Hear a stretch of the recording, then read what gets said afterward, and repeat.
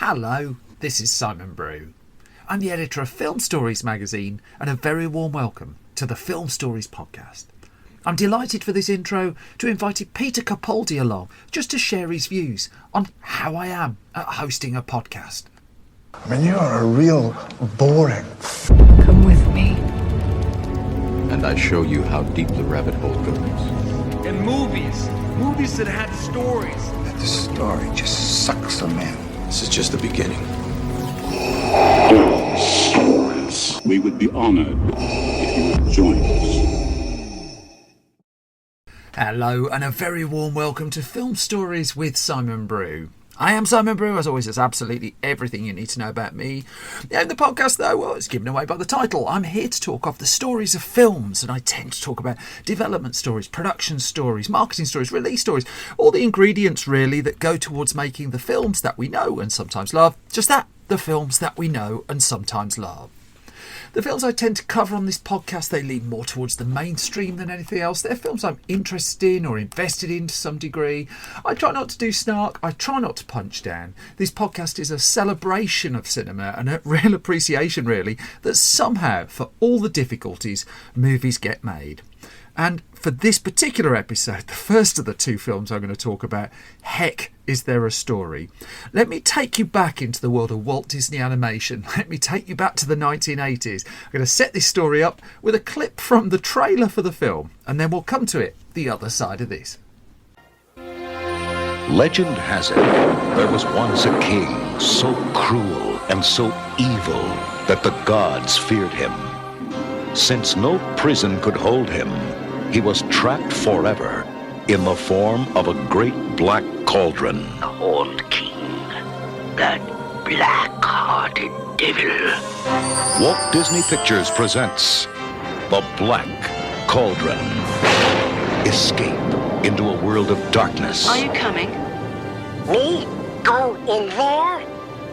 Oh, no. It's a terrible place. A world of excitement. A world of dreams. Aaron, the greatest warrior of two heroes. And through the magic of 70mm photography and 6-track Dolby sound, you will be transported to a fantasy event for the entire family. Look, sire, it's working. Now, I just ran that clip long enough to get the key words in there that Disney sold this film in the trailer as a family event for all the family.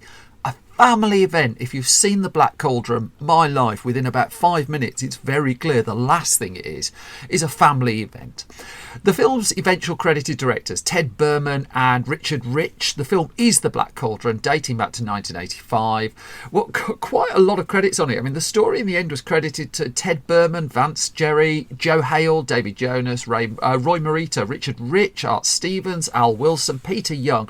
The source is Lloyd Alexander's books, which I'll come to shortly. A voice cast who I don't really touch on in the bit we're going to talk about, but it's Grant Bardsley, Susan Sheridan, Freddie Jones, Nigel Hawthorne in there, Arthur Millay, John Byner, Phil Fondacaro, and John Hurt. God bless John Hurt.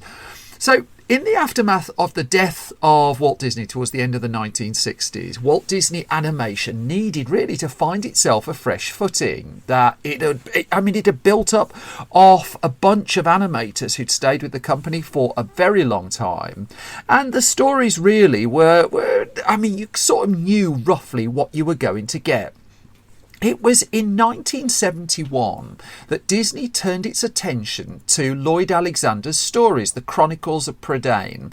Now, this is 5 books that had Welsh mythology at their foundations, really. And so Disney took an option on them, with the plan being to take the first of those two, the first 2 of those books, that would be the Book of 3 and The Black Cauldron, and use that as the basis for an animated feature film.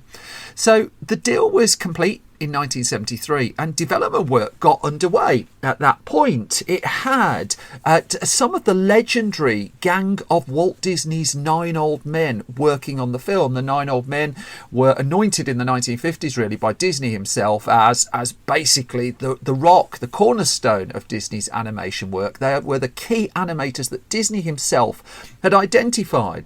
And 2 of that legendary gang were involved in choosing this particular project. They would be Ollie Johnson and Frank Thomas, the subject themselves of a really interesting documentary called Frank and Ollie, which I think is still just about on Disney Plus. But still, there was a denseness, a richness to Lloyd Alexander's stories that made them incredibly hard to adapt. They were effectively trying to boil they were trying to boil 2 of 5 books down to a 90-minute feature film, one that all the family could enjoy. It had a very large cast list. I mean, straight away, that was impractical for any kind of movie, really. It had to be manageable. You had to be able to get a handle on it all. And so the development work got underway, and there was lots of work on which direction to take the story. There was lots of early work done as well on just the sheer look of the film. But several years went by, and then it was in August 1978 that the New York Times ran an article about the film that would become The Black Cauldron. Now, at that point, it was pegged as a film that was going to cost $15 million. $15 million in 1978 was a very, very high movie budget. This was not Disney skimping on it. This was, in fact, originally earmarked as the studio's big release for 1980. However, that summer 1978 New York Times report, it put across the fact that this film was in trouble, that it was already 4 years behind schedule. Now, if you consider at the moment that a high-end Disney animated film tends to take 4 years start to finish, the fact that The Black Cauldron was 4 years late, it wasn't even taking 4 years to complete, it was 4 years late, was quite something. Now, the problem was an animator shortage. There were several problems, but that was at the heart of it. And the studio boss at the time was a man called Ron Miller. He had been handpicked by Walt Disney to be his successor. And Miller was overseeing really a generational shift that was taking place at Disney, that it had this crop of animators who had come up with the company and enjoyed the success and helped build the success of the company and its animated films. And on the flip side of that, there were new recruits coming in, and really those new recruits needed a level of expertise that they didn't have at the start of the Black Cauldron project. And so there was a point where Disney decided to switch the emphasis of its efforts to another film it had going, which was The Fox and the Hound, which was earmarked for 1980, but actually that would end up late too, which I'm coming to shortly. So it was at the end of the 1970s where things really went wrong here. That Disney had been enjoying the fruits of re-releasing its animated films. They were helping put some money in the coffers. And there were projects on the go that would help really build up the experience level of the incoming animators. That heading up the animation team at that point was a man called Don Bluth. He was said to be working on a 25-minute short film to help these new animators cut their teeth on something substantive.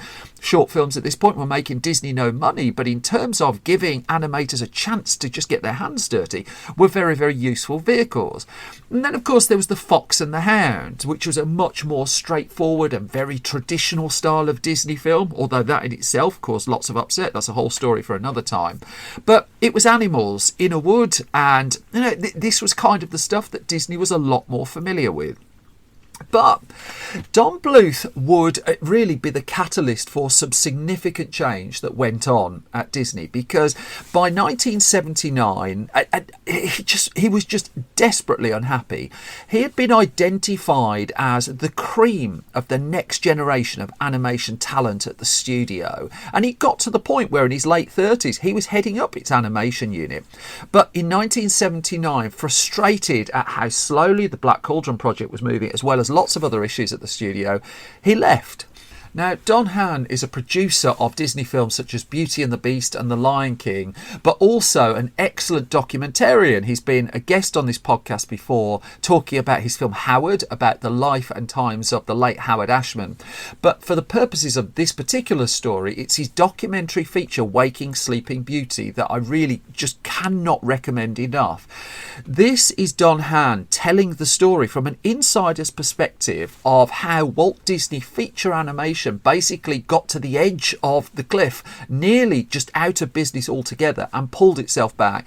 And the Black Cauldron was what was pushing it towards that cliff edge. Hahn charts this superbly in his film.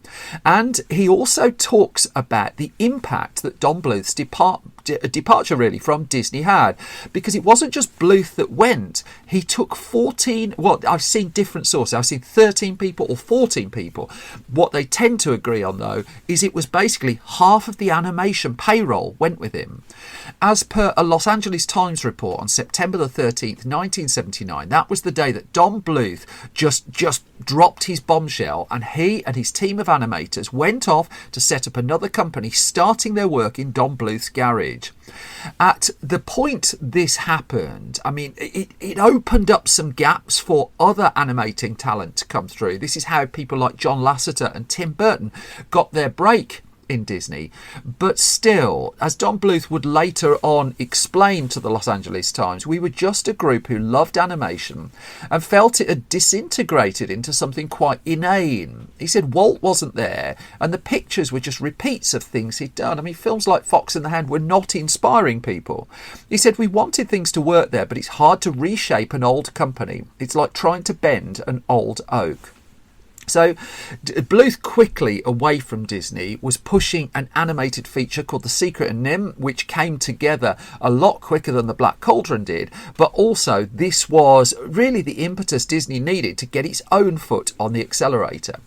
However, it had to fill in the gaps it had internally. It had to replenish its ranks of animators, and they had to be brought into the Disney fold and the way of doing things. And so the immediate knock-on of that was The Fox and the Hound was delayed a year. And again, The Fox and the Hound, far more straightforward project really, but that went from 1980 to 1981. 1980 was roughly the point where The Black Cauldron formally got its green light as well, where Disney just got off the fence and just said, yeah, Ron Miller, we're going to do this. We're going to press forward with it. It had had 6 odd years of development to that point, and as per the earlier New York Times report, it was already 4 years behind schedule. It was about to get even more behind schedule, and the price was starting to go up as well. Just because it had the green light, it didn't mean the problems were going away. In fact, it meant there were more just coming down the track at speed.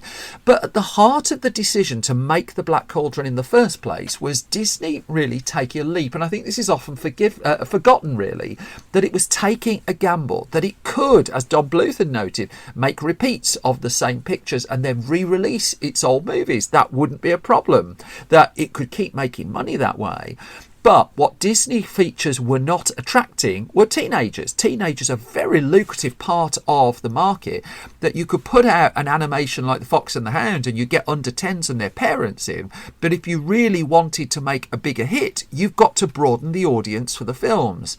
In fact, Walt Disney, as a broader studio, would struggle with this right throughout the 80s and 90s, attracting a teenage audience. And it wouldn't really crack it until the early 2000s, when it bought up Marvel, when it bought up Lucasfilm as well, and then all of a sudden it had the feature films that teenagers were desperate to see. But the late 1970s, the early 1980s, Disney was a company really making kids films, kids and family films. That was what it was known as. The Black Cauldron project was not short of ambition. It wasn't just that they picked material that they felt could transcend their usual audience. Disney had also decided to really go for it, that it was trying to set a high watermark for its animation, not least because it had a new competitor snapping at its heels. And so it was going to be filmed in 70mm. This is a big dramatic gesture. The first time a Disney animated film had been in 70mm since Sleeping Beauty. And as you heard in the clip right at the start there, to be released with 6-track sound, which is commonplace now, but that was a ramp up. at that point. And of course, it's animation. You have to create all of those sounds from scratch. You can't take a microphone out and just accompany it with live action footage. Everything had to be made. It was setting itself one hell of a job.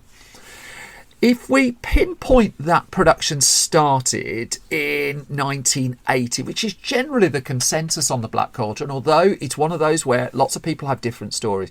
The story I'm zeroing in on is by an animator called Michael Perazza. Now, in the early 2010s, Perazza was putting together a terrific blog which has been archived online, and he wrote about his experience as one of the animators working on the Black Cauldron, and in particular the cultural problems behind the scenes of the movie, because in an article that he entitled Cauldron of Chaos, what Perazza had noted was that the schism that existed in the animation building. He wrote, in this corner there were the veterans, including what was left of Walt's 9 old men. He said they were almost all gone by then, although thankfully some would still come by and check in with us from time to time. But he said in another corner there was a generation of great artists that hadn't really had their opportunity to strut their stuff with the old guard in place and were hoping to get their chance. Now, the Black Cauldron would give some of them a chance. The directors were ultimately Art Stevens, Ted Berman and Rick Rich were chosen to take that job on, although by the end of the production, Art Stevens would not be one of the credited directors. But also, interestingly, one of the original directors of the Black Cauldron was set to be a man called John Musker. Now, Musker was a very upcoming animator through the Disney ranks, and he had been mentored to a degree by the 9 old men as well, and this was to be his directorial debut. But his tone for where he wanted to take the Black Cauldron was determined to be too light. And so Disney appointed a producer by the name of Joe Hale, and he was the person who was going to have to get this film ultimately from A to B. He came on board in 1980, and under his watch things got even darker, and that meant there was no place for John Musker or the person who would go on to be his directorial partner across his career, Ron Clements. Now, they went off to do a picture called The Great Mouse Detective, as we know it here in the UK. Basil the Great Mouse Detective, a film I'm really, really, really fond of.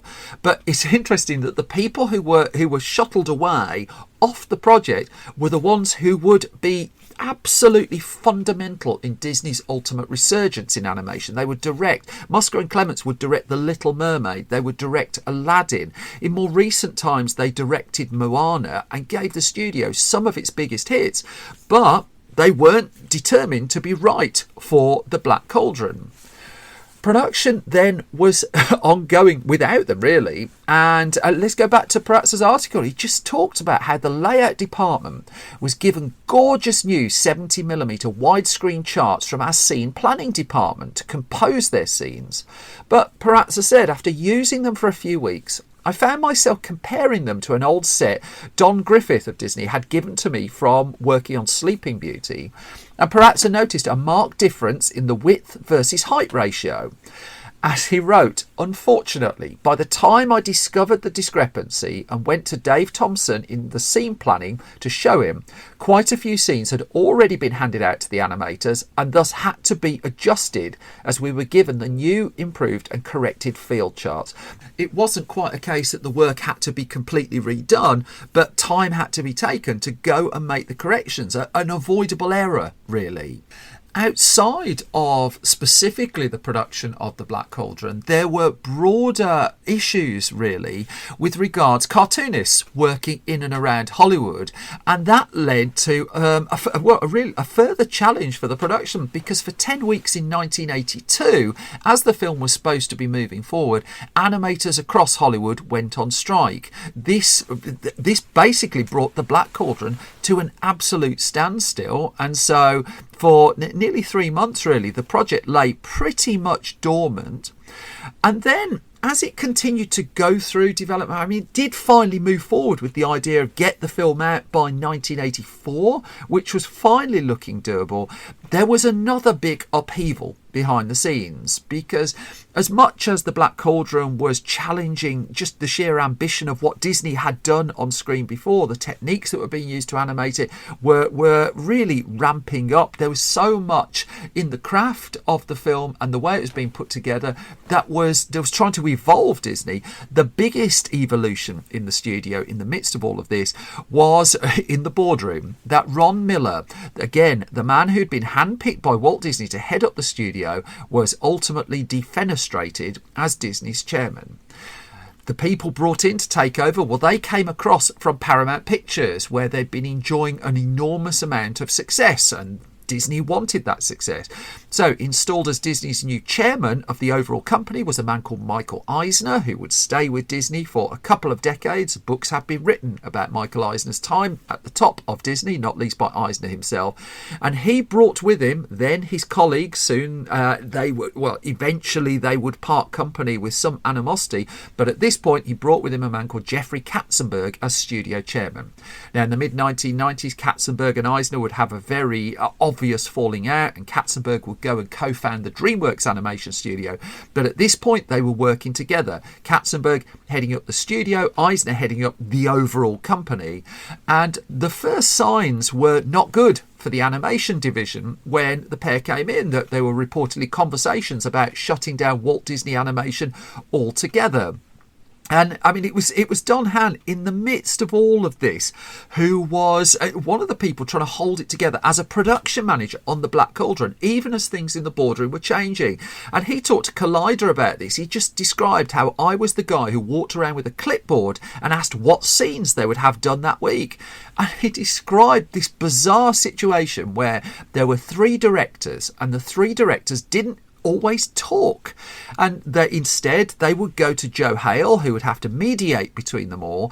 But the three directors were splitting up sequences, and as Hans said, with each sequence having completely a different tone and tempo, that nothing was really matching here. The animation wasn't matching, the atmosphere wasn't matching, and Han, not with no understatement, described it as another part of the problem.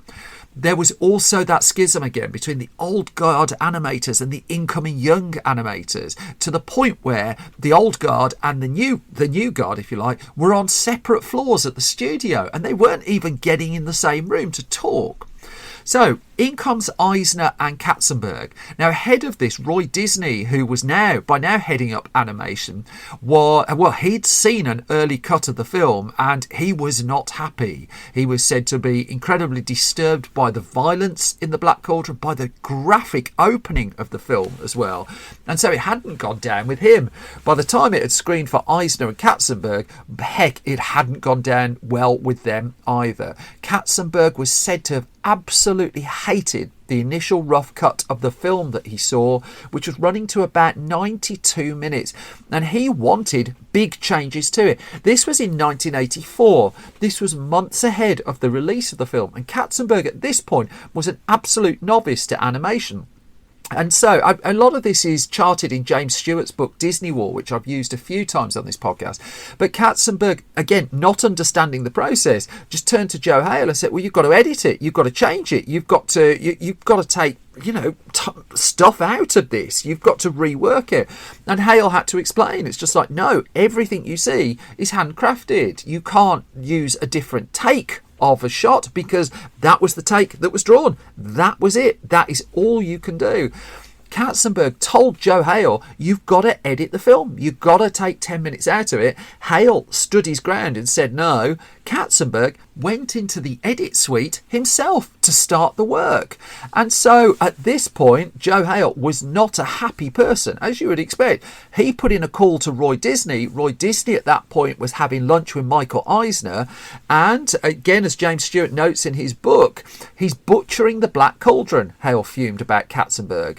Now, it was admitted that The Black Cauldron was a dark film, but again, the whole idea, Disney knew that going in. That bit wasn't a surprise, although the new management, it was a surprise to them.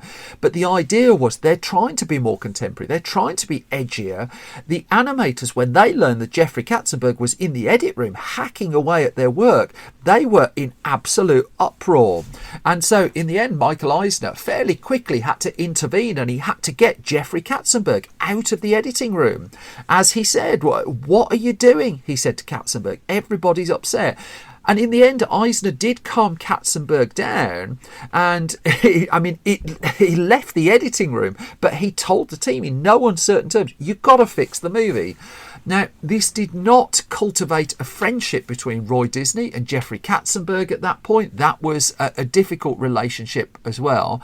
But the cutting of The Black Cauldron was underway again. That Katzenberg was the boss of the animation division. If he ultimately wanted it cut down, it had to be cut down. And after a decade of work to get to this point, the final cut of The Black Cauldron was really been hacked together at the last minute, and not to the film's benefit. I mean, if you've ever watched the final cut of the film, A, you've got nightmares and you need a good therapist. But B, I mean, the continuity of it, the sense of it isn't quite there. There is a sense that things are missing. Still, Disney delayed the film to try and accommodate some of the changes. It moved it from Christmas 1984 to summer of 1985, and in the end the film was trimmed by about 10 to 12 minutes.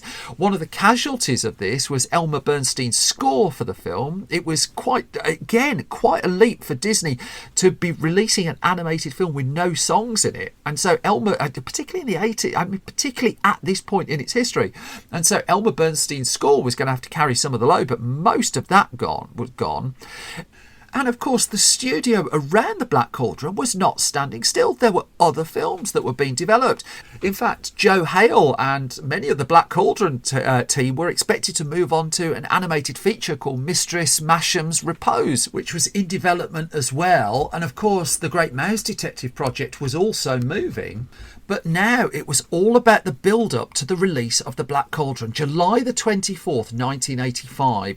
And with a price tag, this didn't come out for many, many years. In fact, it was Don Hahn who revealed it. A price tag that had ballooned to $44 million in 1980s money. $44 million. An incredible amount of money to spend on any film. And Disney was, it was all in. So much so, in fact, that when the Motion Picture Association of America came back with a PG rating, I still think Disney got off light there, it went with it. This was the first Disney animated movie to carry a PG. I remember when Pixar, I think it was The Incredibles, was the first Pixar film to get a PG, and such a big deal was made of that. Here in the 1980s, pathfinding was underway. It just wouldn't go anywhere near as well. The Black Cauldron arrived, 5 years late really, twice as expensive, and in the end nearly took Disney Animation down. The reviews of the film actually were really, really strong. On a technical level, the 75mm, the 6-channel sound, that was singled out for praise. But also the fact that it was such a swing was, and so different from what people were expecting from Disney, in many critical circles, it earned it very, very strong to good write-ups. Even Lloyd Alexander would say that the film doesn't really sit alongside the book particularly, but he enjoyed the film. It's not an adaptation of his stories that he considered really, but the film he was quite happy with. There were naysayers really who weren't so keen on it. However, off it went into cinemas on that weekend, July the 26th to the 28th, and there was competition out there. The films that were out were Kiss of the Spider-Woman, there was The Heavenly Kid was released, but National Lampoon's European Vacation was the number one movie that weekend. On its opening week, it opened with $12.3 million in the US. Films that were also in cinemas, I mean, Back to the Future was in second place on its fourth week of release, 9.4 million it took on its fourth week. E.T., a re-release of E.T. many years after the original, that was in third place, $5 million. You made more money re-releasing E.T. than spending $44 million on the Black Cauldron. It opened in fourth with $4.1 million. Now, no matter, you might think, and rightly so, because family movies tend to build audiences over a period of time, and the expectation was at the very least the Black Cauldron might do that.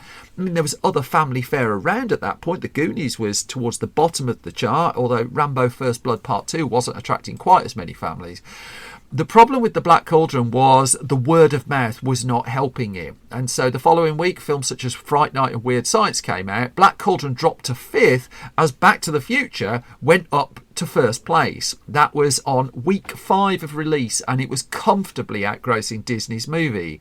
The Black Cauldron disastrously dropped out of the top 10 altogether after 3 weeks. Other films that were knocking it down, Real Genius, Pee-wee's Big Adventure, Summer Rental came out.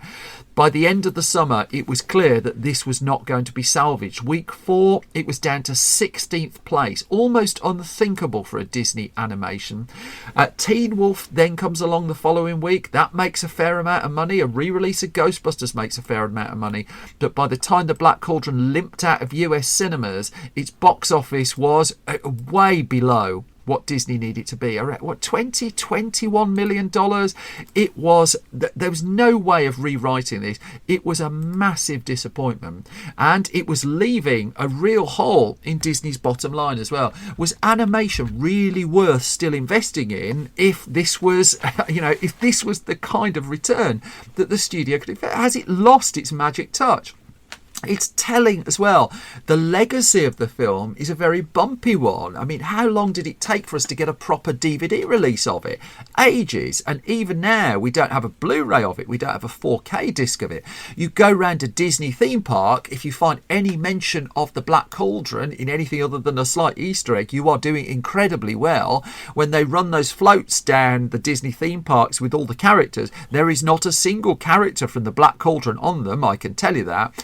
There was also the end credits of Disney's 2023 100th anniversary animation feature, Wish, and across the end credits of that, there are visual nods to virtually every Disney animated film to that point. One of those that's missing, that would be the Black Cauldron.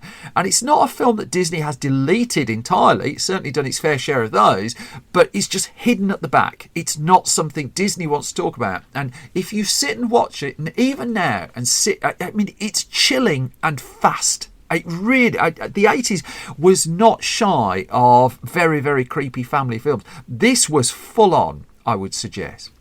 But in the end, Disney decided to stick with animation, and the Black Cauldron would hasten the reset at Disney Animation as well. Joe Hale would leave fairly soon after this, as would several who'd worked on the film. Mistress Masham's Repose, that would be quickly cancelled. But it was films such as The Great Mouse Detective and Oliver and Company that kind of reset the tone and started to rebuild an audience for the studio. But in the end, it was those two animators taken off the Black Cauldron who would be at the heart of what became, just 5 years later really, Disney's second golden age of animation. Ron Clements and John Musker, along with Howard Ashman, producer and composer, again the subject of that excellent Howard documentary. Well, they were the ones, they were crucial to fashioning what became The Little Mermaid. And in the aftermath of The Little Mermaid, it just revolutionised what Disney animation was standing for again. And standing too, looking back at their success, Clements and Musker would recall how they were, quote, basically banished from the Black Cauldron.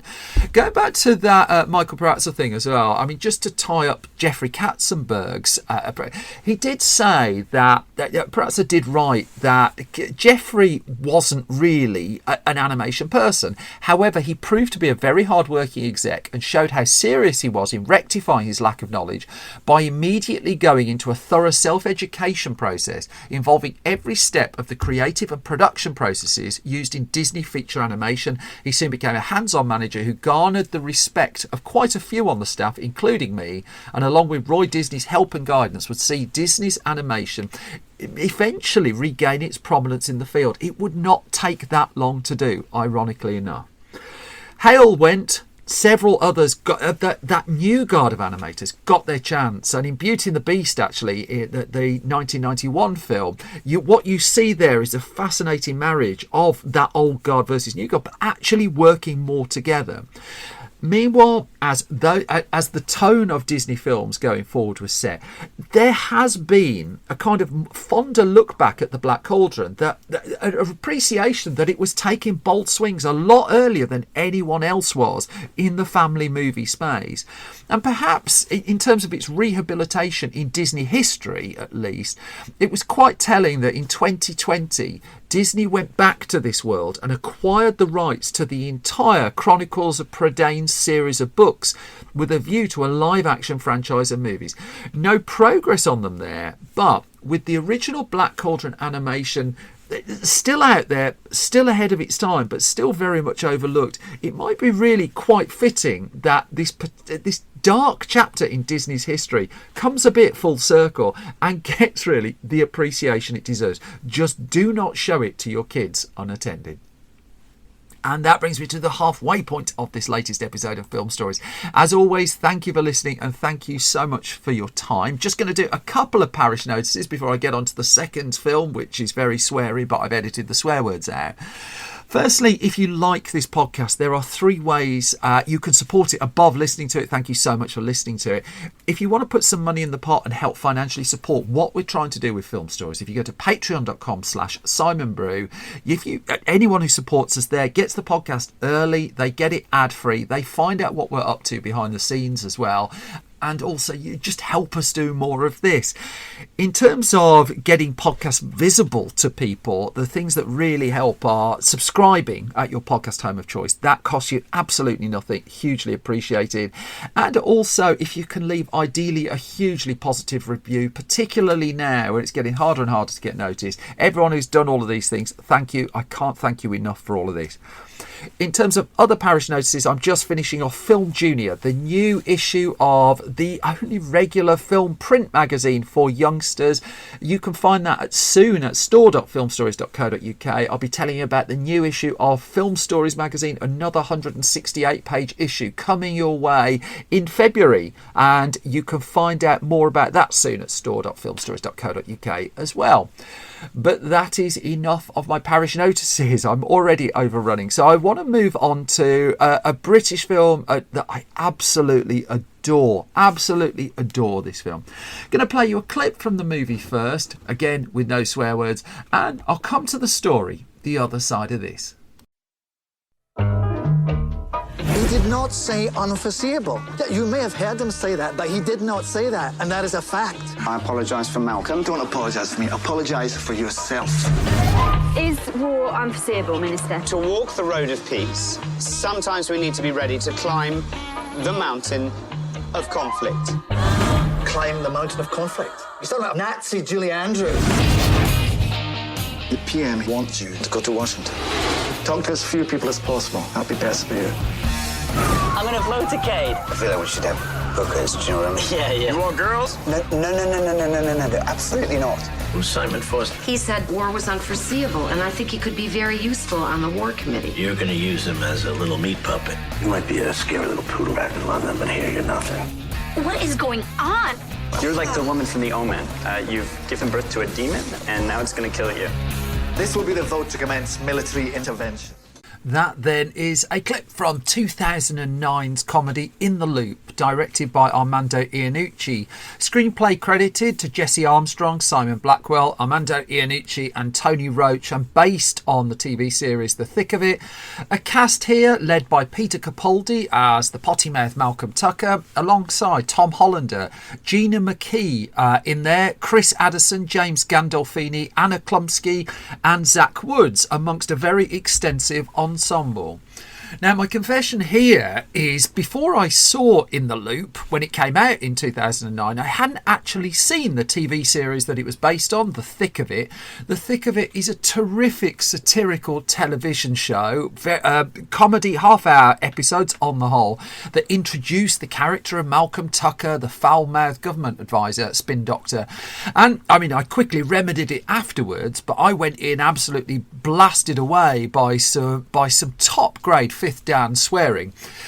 Armando Iannucci had an extensive background in comedy to this point. I mean, you go to the very roots of Alan Partridge back on Radio 4, and there's Armando Iannucci's name in the thick of it, no pun intended. He hadn't actually directed a feature film by the time he came here, and so he kind of opted to make In the Loop his directorial debut. But as he admitted to Filmmaker magazine, that really wasn't always the plan, because he said, I had absolutely no intention of doing a film of it, but he did say, I've always wanted to do a funny film. He said he wanted to do something fast and sparky, like a screwball comedy. And he says, I've been attached to various projects, but I wanted to wait until I found the right story. And that's when I read more and more about the stupid sort of office politics that went on in the lead up to the Iraq War. Now, this was the second Iraq War that began in 2003. And when Iannucci discovered some of the things that led up to it, he did say that's the story. And so he kind of reconciled, again, as he told Filmmaker magazine, I've got the model here of how the thick of it works. So why don't we take that, but not have the same government minister and staff, because this is international and the thick of it's a more domestic story. He knew that the war story could bring together UK and US governments and explore the so-called special relationship between the pair. At the point this was being put together, I mean, Tony Blair and George W. Bush had really come together quite strongly in the build-up to and the aftermath of the Iraq War. And even though Blair was no longer the Prime Minister at the point In the Loop came out, his shadow really is partly over the movie. That Iannucci too knew that he would need a UK and a US cast, and it would also give him a chance to basically start over with one exception, that he carried one character over from the TV show to the big screen, and that would be Malcolm Tucker, as played by Peter Capaldi. Now, the half-hour episode format that they'd been working to for several years of the thick of it, that had clear boundaries for Iannucci. I mean, he's talked quite interestingly about how much you have to get through in the first 5 minutes of a half-hour TV episode, because you've just got to set so much up in such a short space of time.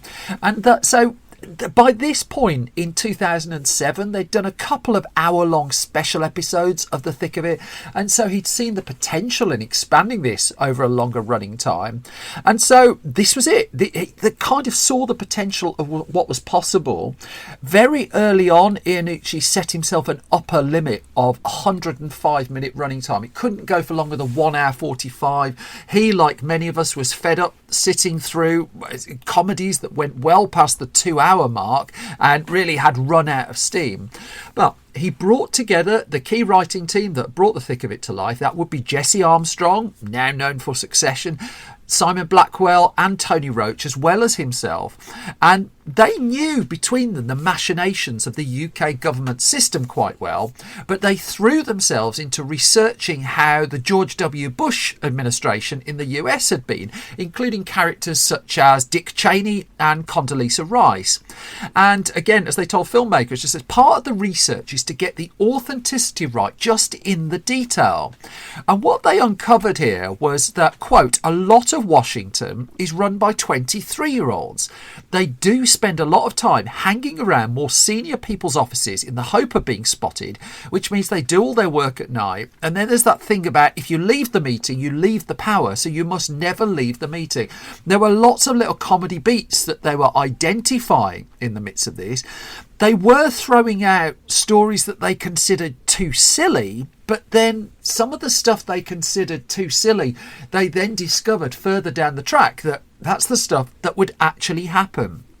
Now, Jesse Armstrong would go a bit more into the process in an interview with Clash, and he he just said it's exactly the same format as used in The Thick of It, that Armando holds it together in the middle. Simon Blackwell, Tony Roach and I meet him, then come up with the storyline. Us three go away and do the storyline, then send it to Armando to be okayed and do the initial drafts.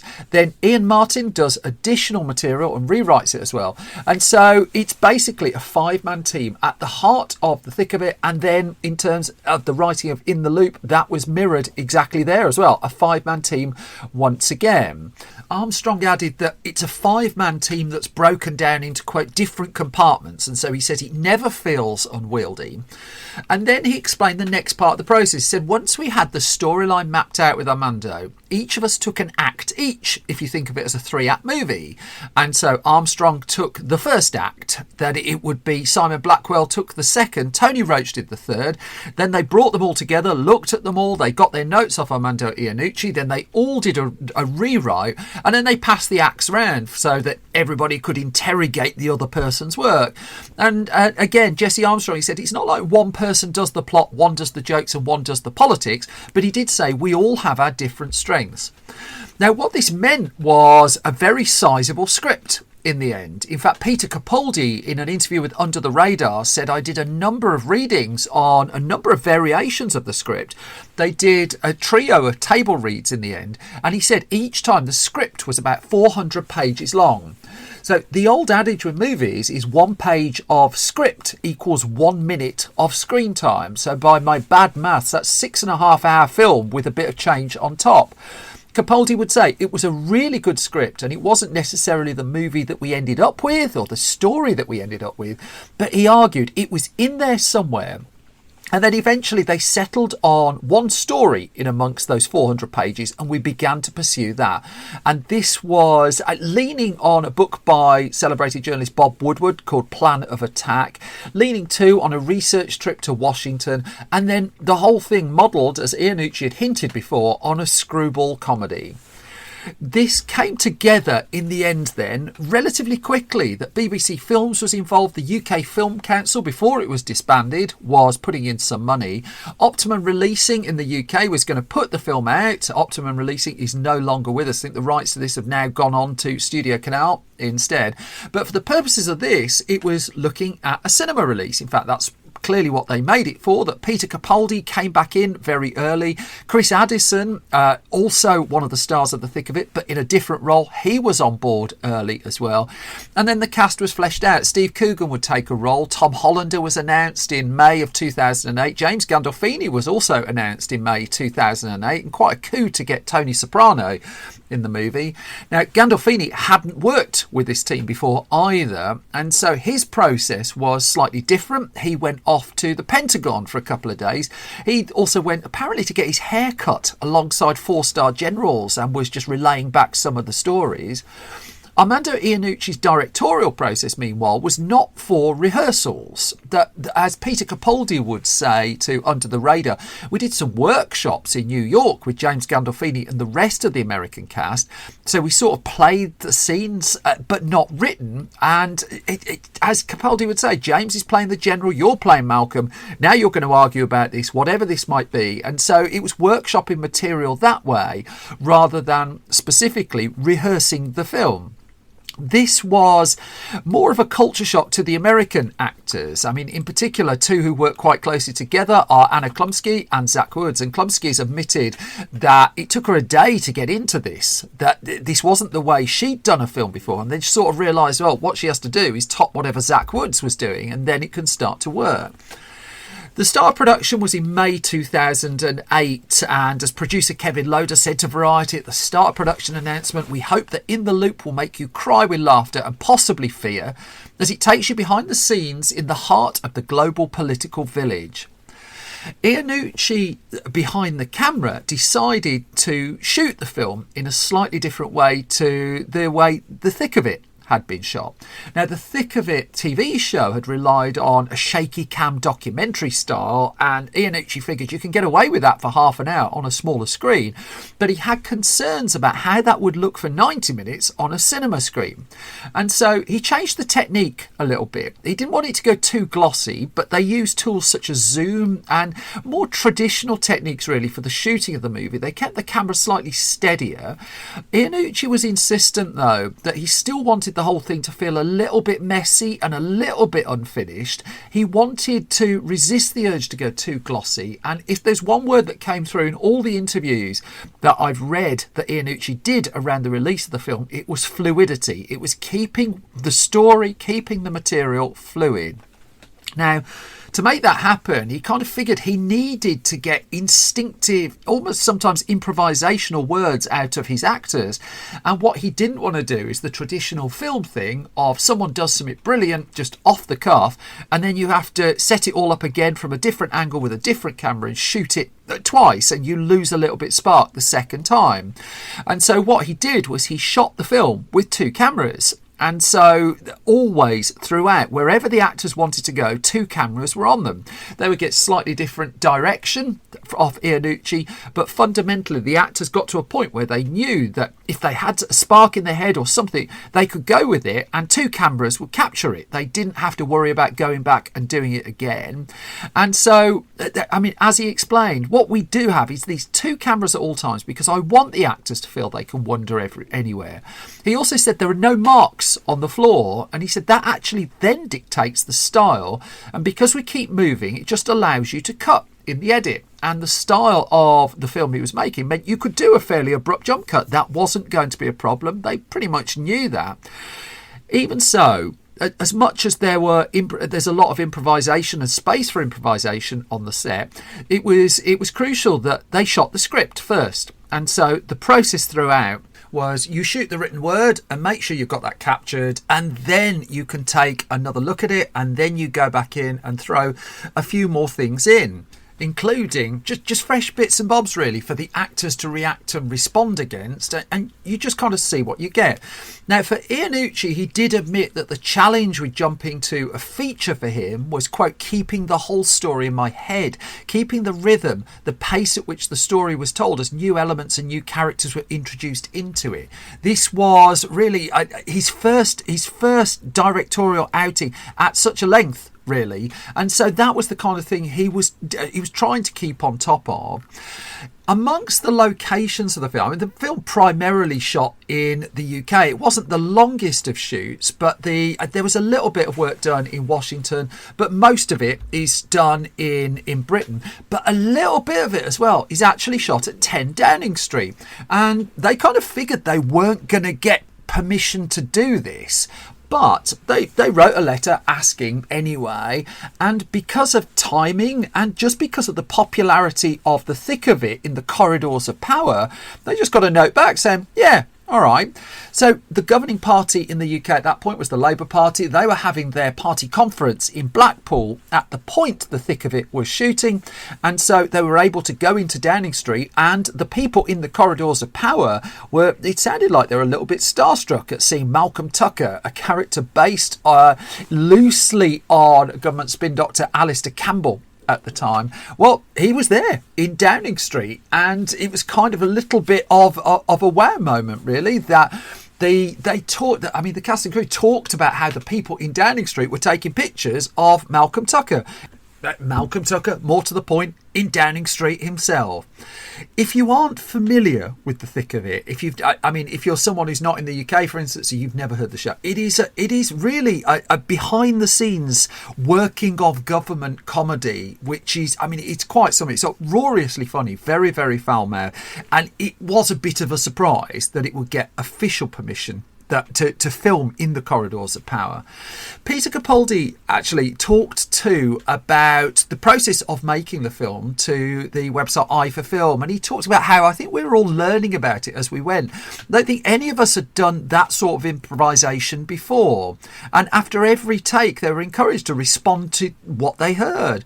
And he said also sometimes it's far funnier on screen seeing someone just go what than seeing them come back with a really funny line. Still, by the time production wrapped up a few weeks after it began, Iannucci's 2 cameras had captured a fair amount of material that he could wade through in the edit to give himself a whole chunk of options. I mean, inevitably there were some things and some rules that it was built around. I mean, Iannucci talked about how in the thick of it they deliberately never show the Prime Minister, for instance.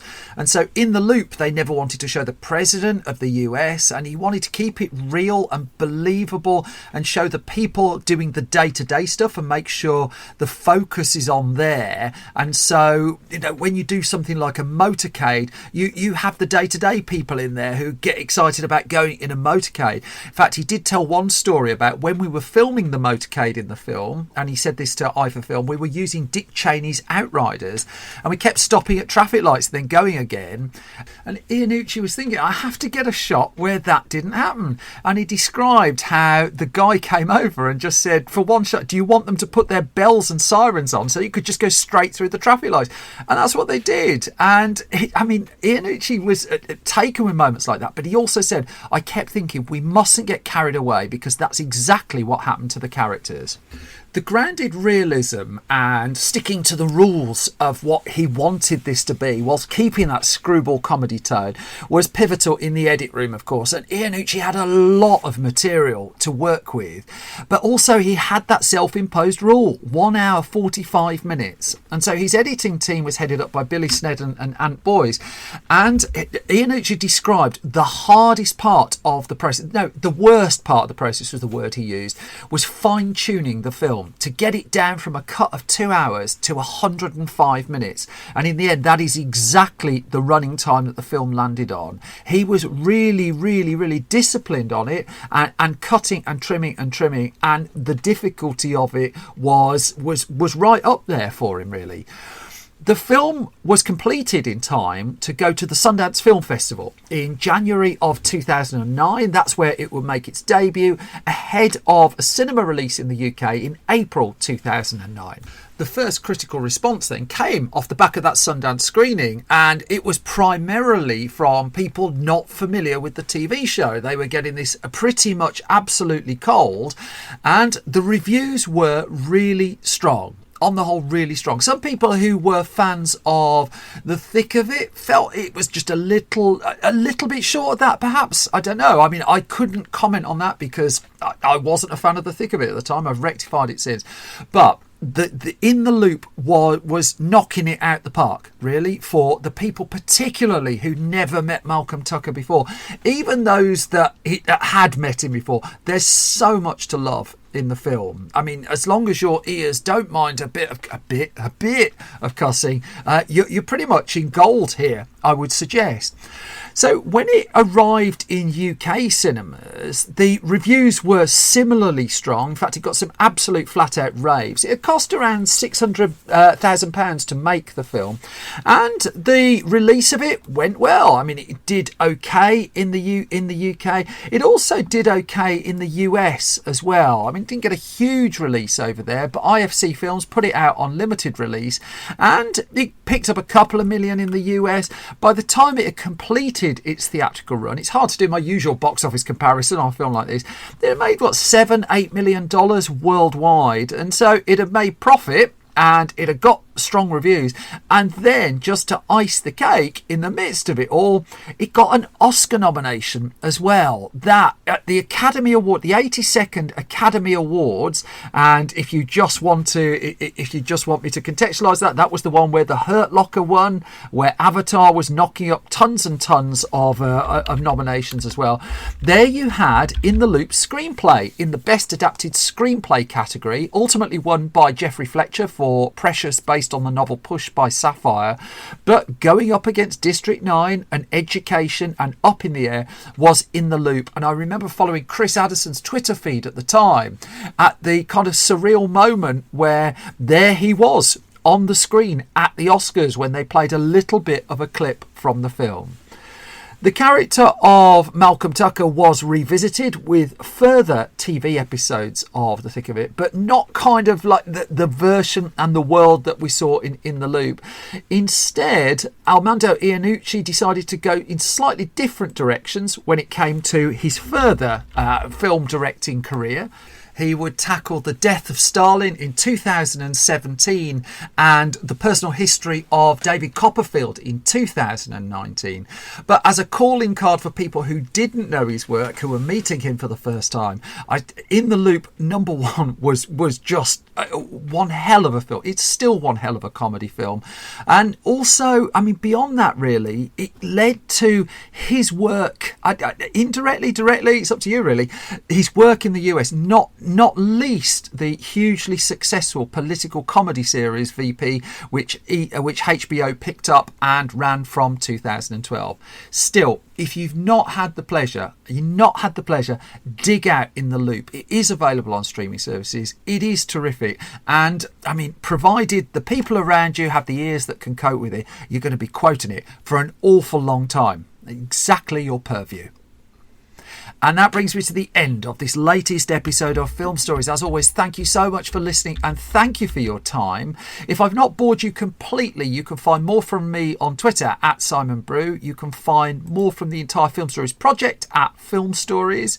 We're on Facebook, facebook.com/Film Stories Online. You can find us on YouTube, where we're putting some of these podcasts and some of our reviews as well at youtube.com/Film Stories. Our website is filmstories.co.uk, where you can find news, reviews, features across film, TV and gaming. And if you go to store.filmstories.co.uk, that's where you'll find all of our print magazines for sale that I told you about in the middle of this episode. But I think I've waffled on long enough. I've got a whole host of specials I'm putting together for you, which you'll find out about soon. Main thing, as always, you all take care. You all look after yourselves. I will be back soon with another bunch of Film Stories. Thank you so much for listening. Bye-bye.